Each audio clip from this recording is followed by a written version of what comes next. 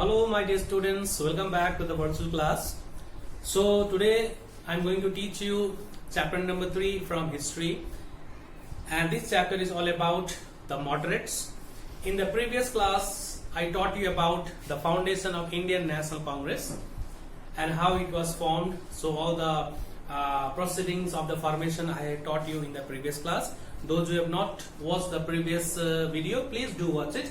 It is given in the description box. Okay, so please do watch it for your continuity. So today we'll continue with the formation of Indian National Congress. So this is the topic, the moderates from 1885 to 1905. 1885 to 1905, because the Indian national movement is divided into 3 phases. First phase belong to the moderates, the second phase belong to the extremist, and the third phase is all about the Gandhian phase. Okay, so today we'll be starting our first phase of Indian national movement, that is the moderate phase. So who were moderates and why were they called moderates, we'll discuss today in the class. So let's start with it. So the moderate, it's a word adjective, it's a adjective. Okay, the early congressman from 1885 to 1905. From 1885 to 1905, this phase belonged to the early congressmen who were known as moderates. Now the question arises over here, why were they called moderates? Why were the early congressmen called as moderates? So very simple, my dear. The early leaders of the Indian National Congress were known as moderates because they were not at all aggressive. Okay, they were not at all radical in their attitude, and they even had a very moderate nature. So they were moderate in their attitude, they were moderate by their nature, they had moderate demands. Okay, and they even followed the moderate means, moderate methods to attain their objectives. That is why they were known as moderates. So many of them were highly qualified leaders of the Congress, and they led the Indian National Congress from the beginning. Okay, so that is why, because of their moderate nature, they were known as moderate. Okay, so they were congressmen. So only the word is used over here for the early congressmen is moderates, because moderate is adjective used for the early congressmen. Okay, the early congressmen were known as moderates because of their moderate nature, because of their moderate policy, because of their moderate demands, because of their moderate belief, or we can say that not belief, moderate method of struggle. The struggle which they did in order to attain their objectives were also very moderate in nature. Okay, so some of the leaders, you can see a few of the names of the leaders I mentioned over here. Many more were there, but they are very active during the national movement or the initial phases of Indian National Congress. So you can see W.C. Banerjee is there, who was also the first president of Indian National Congress. Okay, when the first session of Indian National Congress was held in Bombay, it was presided over by W.C. Banerjee. And 72 delegates attended the first session of the Indian National Congress. The second one, Gopal Krishna Gokhale. Okay, then Surendranath Banerjee is there, Raj Bihari Bose is there, Dadabhai Naoroji is there, Firoz Shah Mehta, Badruddin Tyagji, Anand Charlu. Okay, apart from them, many other were like Subramaniam Iyer was also there. Okay, P.R. Naidu was also there. Okay, Romesh Chandra Datta also was there. Got it? So they were the early congressmen who, with their moderate nature and their moderate method of struggle, they continued their demands in front of, they placed their demands in front of the British in a very moderate way. So in this chapter, as per your syllabus for class 10, my dear, we are asked to do any 2 contributions of Gopal Krishna Gokhale. Okay, then Dadabhai Naoroji. Okay, and one more is there, Surendranath Banerjee. These are the 3. 1, 2, and 3. These 3 important moderate leaders, we need to know about their contributions in the national movement. Okay, so that we will do after understanding the belief, their demands, and the method of struggle. Okay, so first of all we'll discuss about the objectives. What were the objectives of the moderates? what were the demands, or we can say objectives, or what were the demands of the Indian National Congress. Okay, so few of the demands I'm going to tell you today. The first of all, constitutional reforms. What type of reforms they wanted, my dear? They wanted the abolition of Indian Council.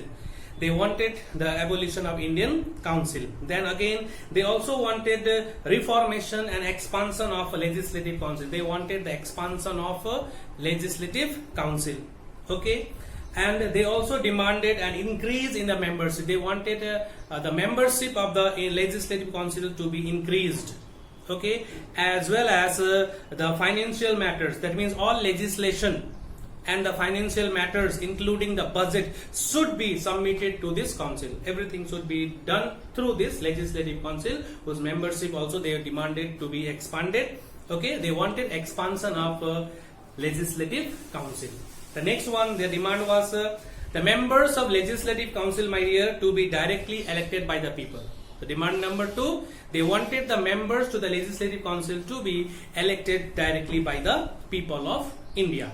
Then next one, they wanted the separation of executive and judiciary. That means they wanted separation of executive and judiciary. That means judiciary and executive should be separated. 3 wings of the government: legislature, executive, judiciary. So they demanded the separation of executive and judicial branches of the administration. Okay, then they also demanded that complete self-government modeled on self-government British colonies like Australia and Canada. They wanted complete self-government. What type of government? Complete self-government modeled on the British colonies like Australia and Canada. In Australia and Australia and Canada were their colonies, so they still were given self-government. They had their own government to rule over there. So this all comes under the constitutional reforms. Now the next demand comes under the protection of civil liberties. They wanted the civil liberties of the people of India to be protected. Okay, so moderates strongly opposed the suppression of all civil liberties like freedom of speech, expression, okay, freedom of press, right to form associations. These were suppressed during that period. They wanted freedom to all these civil liberties. Okay, they demanded the right to assemble and organize meetings in cities and towns across the country. They also demanded they should be permitted to organize meetings, okay, in cities and towns. And they also wanted to send representatives and distribution of pamphlets. They wanted to send their representatives to different places to distribute pamphlets and all. Got it? These were the demands. The next one, administrative reforms. They wanted administrative reforms also. So this is all about administrative reforms. Like they demanded the Indianization of civil service. Like civil services as was held only in England. Icse examination was held at London. So they also demanded that civil service examination should also be held in India simultaneously. In England, as in London, as well as in India simultaneously. Okay, so they requested for the Icse examination to be held in India also. Okay, and they wanted adequate representation. They wanted enough representation of Indians in the executive council of the viceroy and of the government. They wanted Indian representation in the viceroy's executive council. Okay, then powers to the municipal bodies should be increased. That means more power should be given to the municipal bodies, and reduction of official control over them. That means over the municipal bodies, control over the municipal bodies should be reduced, and more power should be given to the Indian people. Okay. Then development and facilities for people in the field of higher health and education. They also demanded for the development of health and education. Okay. The next one, they also demanded for the withdrawal of Arms Act. Okay, because Arms Act, which was introduced in the year 1878, they requested for the withdrawal of Arms Act. According to the Arms Act, only the people who had the licenses were allowed to keep the guns and arms, whereas Europeans were not at all to be followed. They did not follow this act because Europeans, like Arms Act, did not allow the Indians to keep guns or arms without a license, whereas Europeans they could keep without a license. Okay, this was a inequality which we saw during the time. Okay, the next one, socio-economic reforms also was there. They also demanded certain socio-economic reforms, like they wanted a change in the economic policies of the British. Okay, and how it should be done. They wanted the protection of Indian industries. They wanted the British government to protect the Indian industries.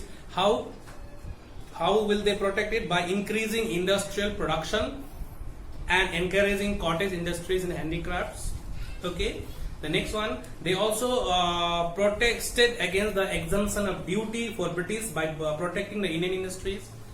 That means Indian industries should be protected by exempting the taxes imposed over there. Taxes were imposed on the Indian goods, that was to be exempted. Okay, then they also demanded the reduction of land revenue. They also demanded the protection of peasants against the cruelties and unjust demands of the zamindars. Then giving loans to the small scale industries or the small scale industries or to the peasants through agricultural branch. So these were the demands of the moderates. So everywhere, wherever we saw, we did not see any demand like they demanded self-government or Swaraj. Okay, they did not talk about Swaraj or self-government. They just wanted certain reforms to be brought in the administrative system. Okay, constitutional reform, then administrative reforms, then socio-economic reforms also they demanded. But nowhere we saw that the moderates demanded for a self-government. The next one, they also demanded for the abolition of salt tax and duty on sugar. Salt tax and a tax which was imposed on sugar, they also wanted to abolish this one. Okay, they protested against the exploitation of Indian laborers in the British colonies. That means British colonies were spread all over the world, my dear. Wherever British colonies were there and in which Indian laborers were working over there, the exploitation over them should be stopped. They protested against the exploitation of Indian laborers in the British colonies. Okay, they also wanted the reduction of military expenditure. Okay, British Indian armies were fighting everywhere, like they were fighting in Africa, they were fighting in Asia, and the burden of the expenses, heavy burden on the Indian finances was seen. They put heavy burden on the Indian finances. So the moderates demanded that this military expenditure should be shared by the British government. Okay, the money saved should be used. That means they demanded the reduction of military expenditure, and the money thus saved should be utilized for the welfare of the Indians. Welfare measures should be undertaken for the benefit of the Indians. So these were the demands of the Indian National Congress, or we can say these were the demands of the moderates. Let me tell you why I am using the word moderates demand, because later on extremist phase also comes. Extremists were also there who were the aggressive in their nature. That is why they were known as aggressive nationalists or radicals. That is why this demand, whichever are placed by the early congressman, will be taking it as the demand of the moderates. Okay, so these were the demands of the moderates, so which I taught you right now. So I discussed right now. So very few demands, if you remember, that is enough. Also, like abolition of Indian Council. Okay, then you can talk about Indian Icse examinations should be held in India also. Okay, reduction of military expenditure, protection of Indian industries, and reduction of abolition of salt tax. Okay, so few of these, if you remember, that is enough for your you to write in your exams. Okay, now next one we'll discuss about over here is the belief. What were the belief of the moderates? What did they believe? What did they think about the Britishers? Because they believed that the Indian National Congress is founded due to the help of A.O. Hume, or they were the one to support the formation of Indian National Congress. So now, what is their belief, or what were the beliefs of the moderates? Okay, so very simple, my dear. The moderates had unlimited unlimited faith in the British sense of justice. So faith was unlimited, my dear. Okay, so they had complete faith in the British. So when the Indian National Congress was formed in the year 1885, my dear, the aim of its founder was not to oppose the British government. Their aim was not to oppose the British government. So they described themselves as cautious reformers. They wanted to reform silently. They wanted to bring reformation cautiously. Okay. So the first president of Indian National Congress, my dear, that was W.C. Banerjee.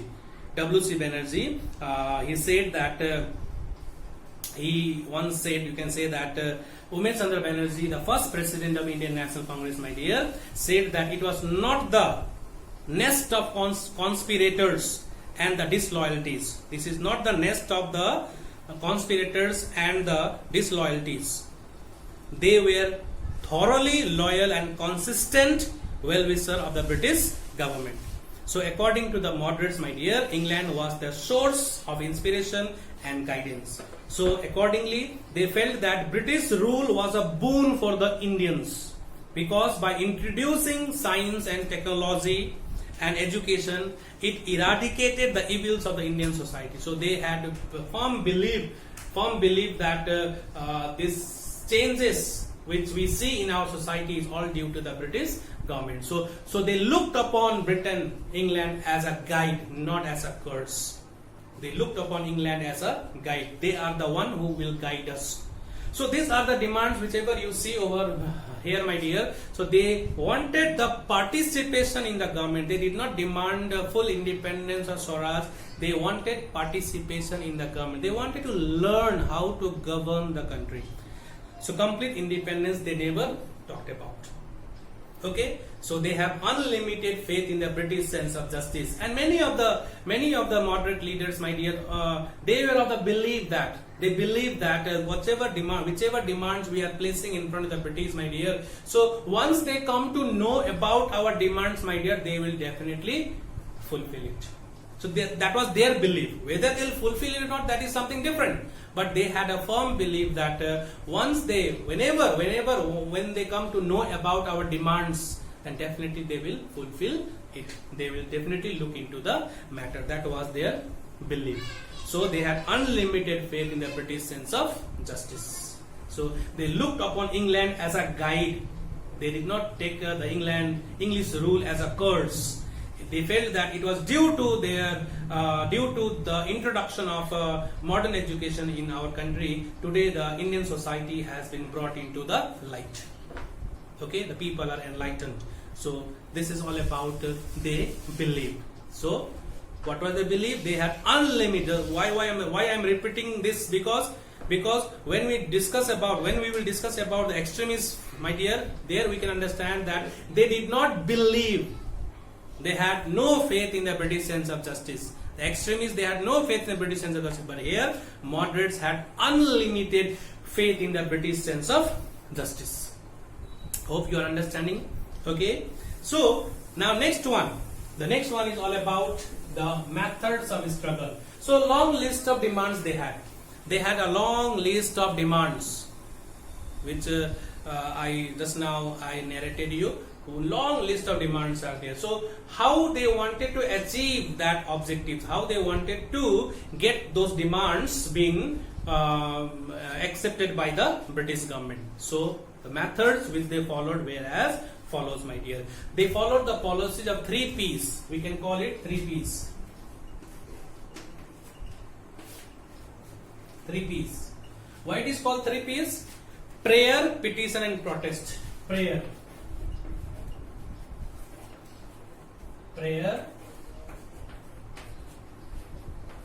protest and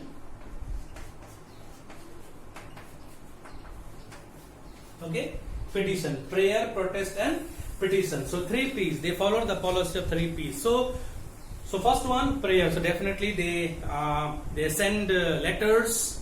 They wrote letters to the British government stating their demands. Okay.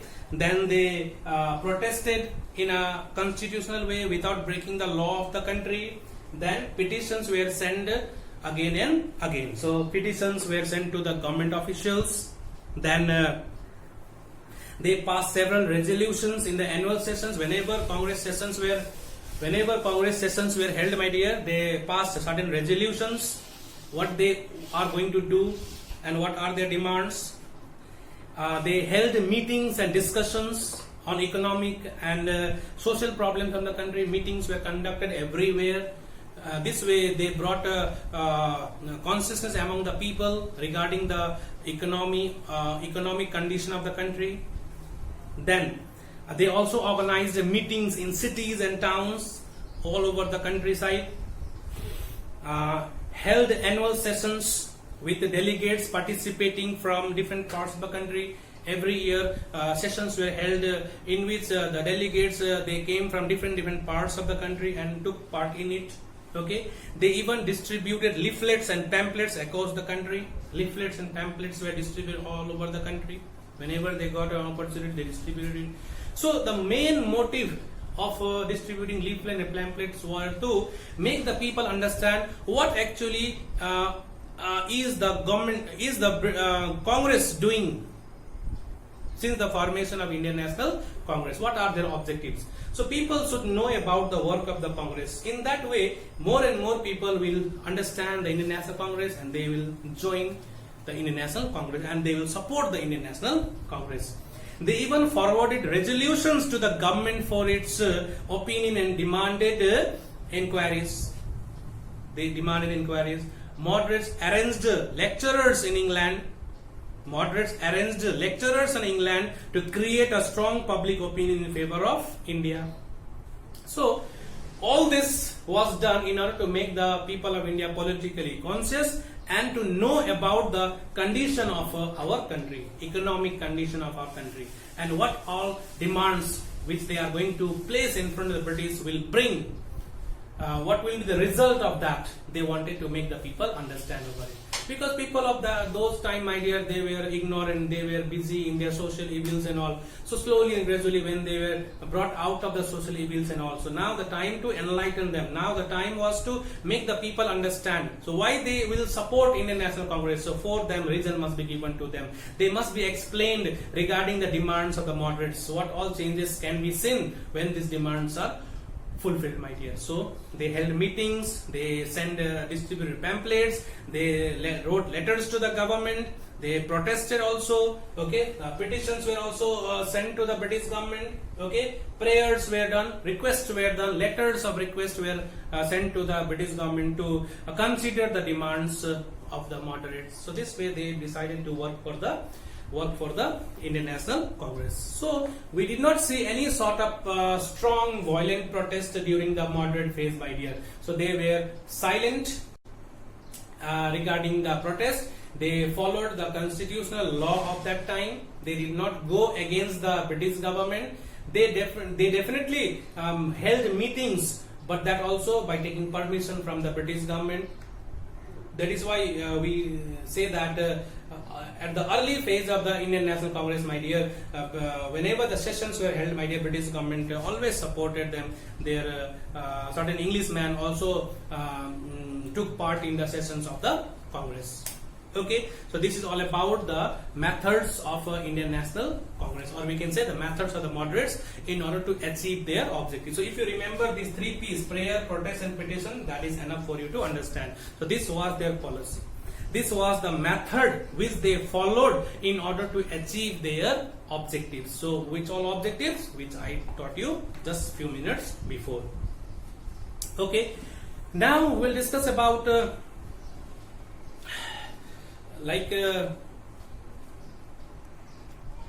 so now we'll discuss about the attitude of the British government. What was the initial attitude of the British government towards the Congress? When the Indian National Congress was formed, what was the attitude of the British government towards the Congress? Okay, so it was very, very simple, my dear. Initially, when the Congress was founded, my dear, as we know that the British ex-civil servant A.O. Hume, under the guidance of Lord Dufferin, helped the Indians to come together under the same platform, which was later on came to be known as Indian National Congress. Okay, so now what next? So initially many of the initial sessions of the Indian National Congress was attended by many of the Englishmen. They attended the sessions of the Indian National Congress. So it was a friendly atmosphere. They at least understood what actually are their demands, okay, and what they are planning, so that they can prepare all in advance. Got it? So, but yeah, they had a very good relation initially. We can say that once it was it's mentioned that Lord Dufferin threw a garden party to the congressman. Many of the congressmen, they attended the garden party given by Lord Dufferin. Garden party means a party held in the garden. Okay, many of the Congress babus, they were educated people, right? That is why they were known as babus. They attended the Indian National Congress, party given by the Lord Dufferin. So that means they had a very good relation. That is why the meeting, whenever the party was held, they were invited, and whenever sessions of the Indian National Congress were held, my dear, few of the Congress, the Englishmen, they also attended the sessions. So, but slowly and gradually, when the demands of the Congress went on increasing, then it started becoming a big headache for the British government, right? Because they never thought that the Congress organization was going to become more and more popular, and more Indians will join the Congress party and all. So the demands of the Indian National Congress went on increasing, and that became a big headache for the British government to get rid of it. So now they decided to break the unity of the Indian National Congress. That is why after that they started following different policies to break and crush the nationalistic spirit of the people of India. That means they wanted to split the Congress into two parts, or we can say they decided to follow the policy of divide and rule. And later on it is been mentioned, my dear, that in the year 1888, Lord Dufferin described the Congress as a seditious body. Seditious body means a body which was instigated to go against the British government. Just imagine, earlier they were very good. Earlier they had good relations. Congress sessions were attended by the Englishmen also. Garden party was given by Lord Dufferin. But later on, 1888, after how many years? 3 years. In 1885, Congress was formed. In 1888, this statement came from Lord Dufferin that Congress has become a seditious body. This body now is spreading the propaganda to go against the British government. Got it, children? So this is all about the Indian National Congress and the attitude of the British government toward the Congress and the moderate leaders.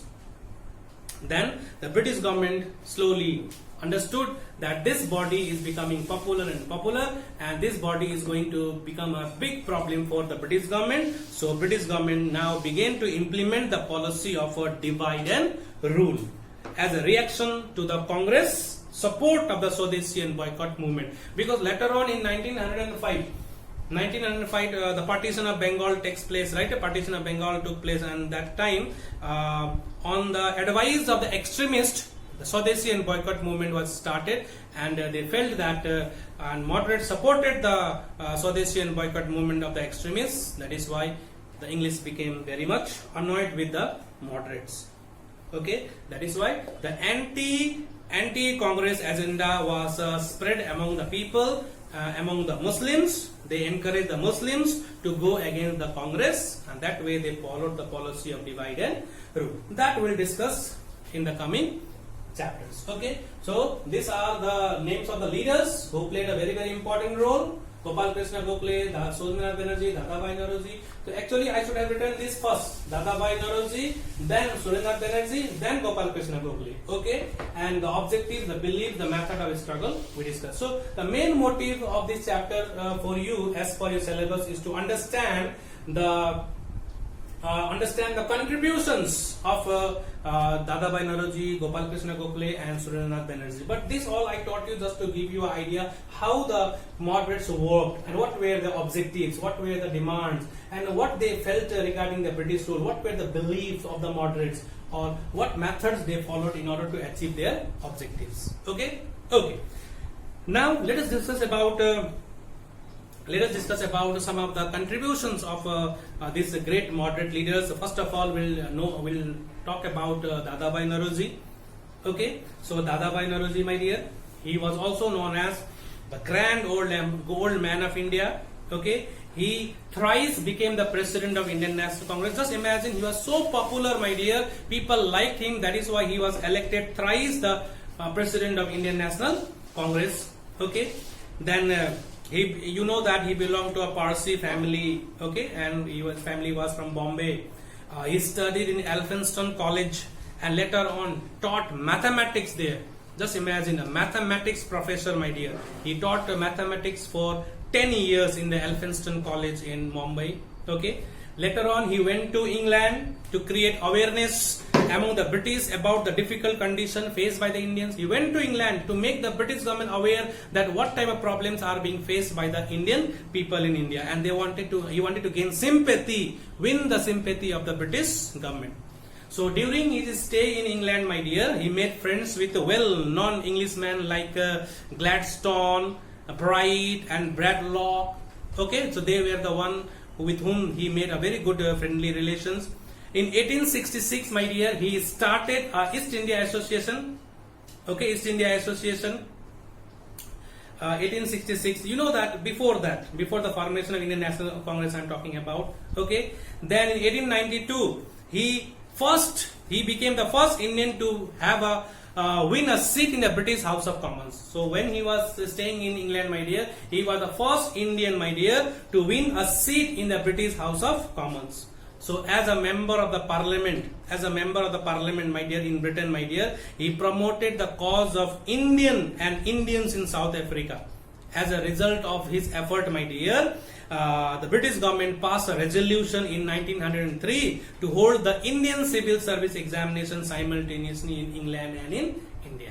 So earlier we discussed, no, Icse examination will be held in London, but it was due to the effort of Dadabhai Naoroji, my dear, British government passed a resolution that Indian Civil Service examination will be held in India also simultaneously, in India as well as in England as well as in India simultaneously. What does it mean simultaneously? At the same time.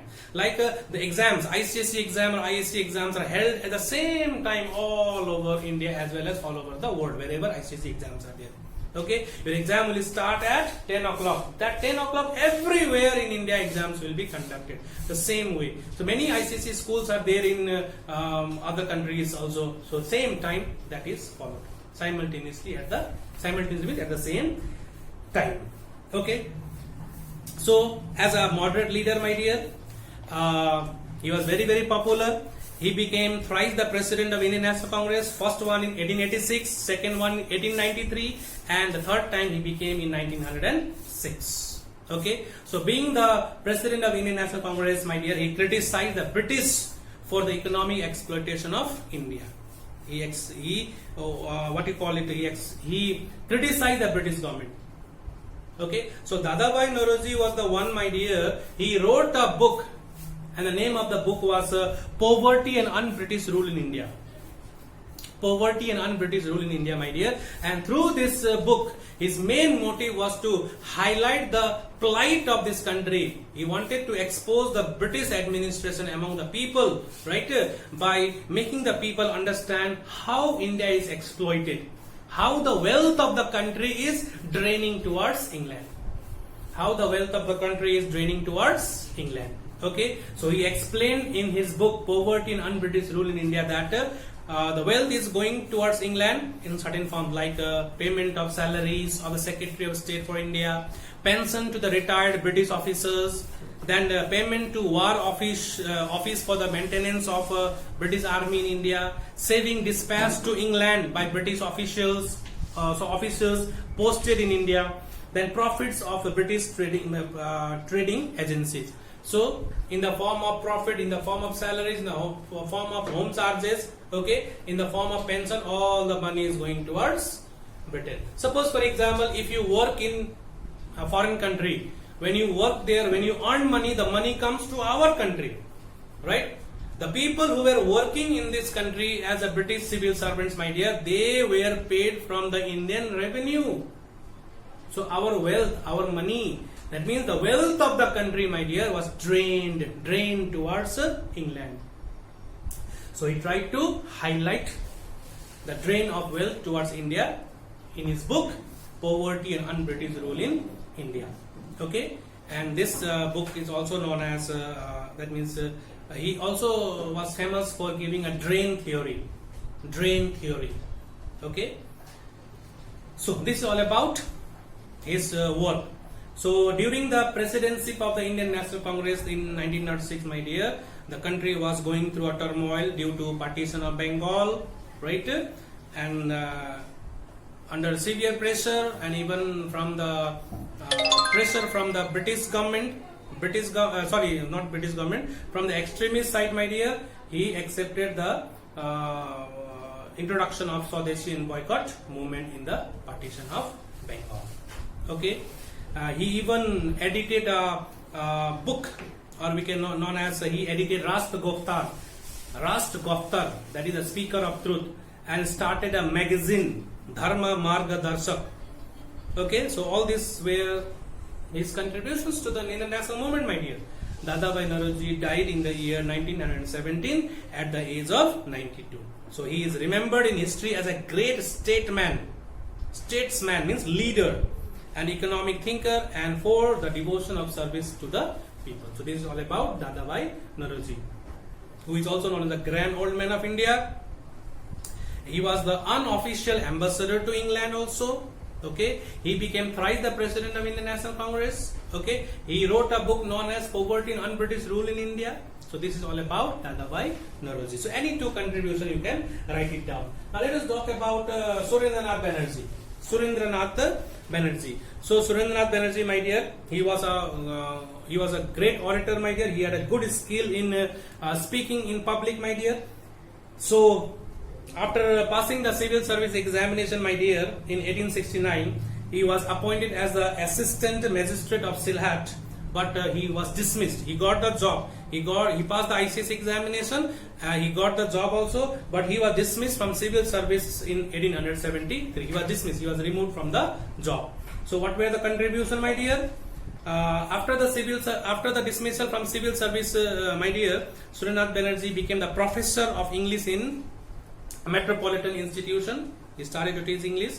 He also joined the Free Church College in Calcutta. In 1882, he started a school.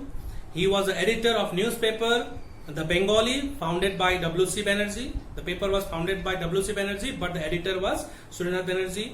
So as a moderate leader, what did he do? So he believed in loyalty to the British crown. He had believed towards the British crown. Okay.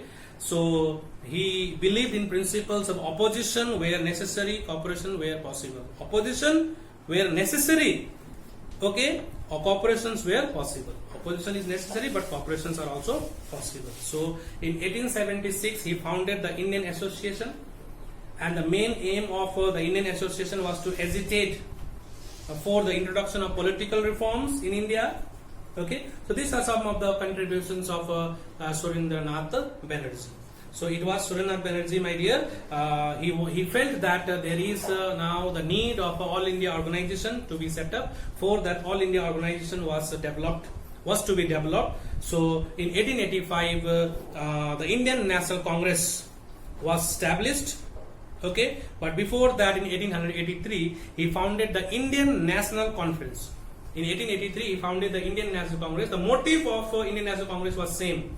He wanted to organize a platform for people unitedly. He wanted to give the common platform for the people of India. But when he was on the process of forming the All India organization, side by side, Lord Dufferin guided A.O. Hume to form Indian National Congress. So Indian National Congress was formed. So when Indian National Congress was formed, so both the motives of Indian National Congress and Indian National Congress conference was same. That is why Surendranath Banerjee's Indian National Conference merged with the Indian National Congress, and he started to work for Indian National Congress. Okay. Now the third one we have is Gopal Krishna Gokhale. So Gopal Krishna Gokhale, my dear, is okay. One more thing, let me tell you, Dadabhai Naoroji is known as a Grand Old Man of India.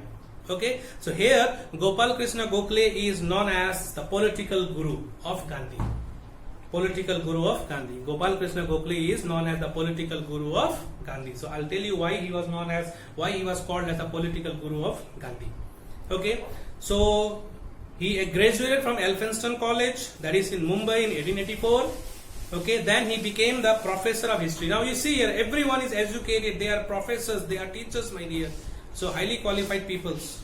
Okay, so he started to teach history and economics at Fergusson College. He edited a Sudharak as a quarterly journal of Pune Sarvajanik Sabha for 4 years. So as a moderate leader, what did he do? What was his contribution as a moderate leader? Or what was his contribution as a nationalist leader in the freedom struggle? So what did he do? What was his contribution being a nationalist leader, my dear? So Gokhale was one of the India's most respected nationalist leader, my dear. In his presidential address at a Varanasi session of Congress, he supported the Swadeshi movement. He said, the true Swadeshi is both a patriotic and a economic movement. True Swadeshi is both a patriotic and a economic movement. Okay. So in 1910 and 1912, he moved a resolution in the Imperial Legislative Council for the freedom of Indian bonded laborers in Natal in South Africa. Okay. In 1905, my dear, Gokhale established the Servants of Indian Society for the upliftment of the poor people. In 1915, he died at the age of 49. So overall, we can say that they all were moderates. Their objectives, we know it.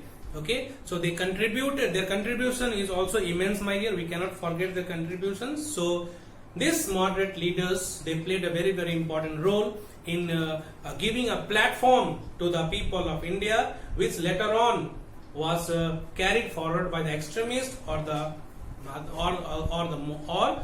rest of the leaders like Gandhiji and all. Okay. Now the people say that did they achieve anything? What were the achievements of the Indian National Congress, my dear? Let me tell you both the facts, my dear. Lot of demands were there, but not a single demand was fulfilled. Lot of demands were there, but not a single demand was fulfilled, my dear. But we cannot say that moderates were completely a failure, my dear. Moderates became successful in making the people politically conscious. They aroused the political consciousness among the people of India. They united the people of India to come under the same banner of Indian National Congress, my dear. Okay, Dadabhai Naoroji exposed the true nature of British administration. Right, he wrote a book. So all these things can be taken as achievements of the Indian National Congress. Though demands were not fulfilled, that is not so important, my dear. But they gave a platform for the Indian national movement to continue. Suppose, for example, if they could have started in a violent way, I want Swaraj, you leave the country you leave our country and go back. So that time the British government could have used stern measures and they could have suppressed them. And such a wider body could not have stood in front of the country for the national movement. So the credit goes to the moderates, my dear. It was due to their effort, my dear, that Indian National Congress got a platform where people from different parts of the country joined and continued the national movement, and at last they became successful. Moderates, then extremists, then Gandhiji continued the national movement. So Gandhiji directly, he did not come from South Africa and jumped into the national movement, everything changed. It's not like that. The movement was going on. Like I told you, Gopal Krishna Gokhale, why he was known as the political guru of Gandhi? Because when Gandhiji was in South Africa, when Mohandas Karamchand Gandhi was in South Africa, my dear, at that time, my dear, Gopal Krishna Gokhale had visited South Africa and he met with Mohandas Karamchand Gandhi, who was not yet known to fame, my dear, and he told them, why don't you come to India and join the Indian National Movement? Why don't you come back to India and join the Indian National Movement? That is why it has been mentioned that he was the political guru of Gandhi. Political guru of Gandhi. So when Gandhiji returned back to India, okay, in the year 1815, my dear, 1817, when he returned back to India, at that time, after touring the country, he joined the Indian National Congress. So this is all about the moderate phase. So the class has become so long, my dear, but the main motive of the chapter was to make you understand the role played by the moderates, my dear. What was the role played by the moderates for the Indian national movement? So they were not a failure. They had achieved a lot of things. It was due to the effort of the moderates. The Icse examination was held in India also. Okay, so when the popularity of Indian National Congress went on increasing, the British government now became more and more clear that now this nationalistic fever cannot be stopped right now, so we need to break it, we need to crush it. So they now started coming up with new policies for breaking the unity of the Hindus and Muslims, and they started to play the policy of divide and rule. So this is what about? This is all about the Indian National Movement, or the first phase of Indian National Congress under the banner of moderates. Okay, under the banner of moderates. So this is all about from this chapter, my dear. Okay, children. So from this chapter, very few questions like who were known as moderates, or why were the early congressmen known as moderates? What were the demands of the moderates? What were the belief of the moderates? What were the methods followed by the moderates? Okay, who wrote Poverty and British Rule in India? Who was known as Grand Old Man of India? Who was known as the unofficial ambassador to India? Who was known as the political guru of Gandhi? Why is Bal Gangadhar Tilak later on known as why is Bal Gangadhar Tilak also known as forerunner of Gandhiji? That we'll discuss later on. Okay, so here three things. Once again, let me remind you only these three things: Gopal Krishna Gokhale, Surendranath Banerjee, and Dadabhai Naoroji. Okay, so two contribution of both is enough. Two contribution of both this tri leaders important. Okay, children. So these leaders, objectives we discussed, belief we discussed, methods of struggle we discussed, and the contribution of all the three we discussed in a very simple way. So thank you for listening, my dear. Hope you are not bored with this class. So we'll meet again in next class. Till then, take care, stay safe. Bye bye.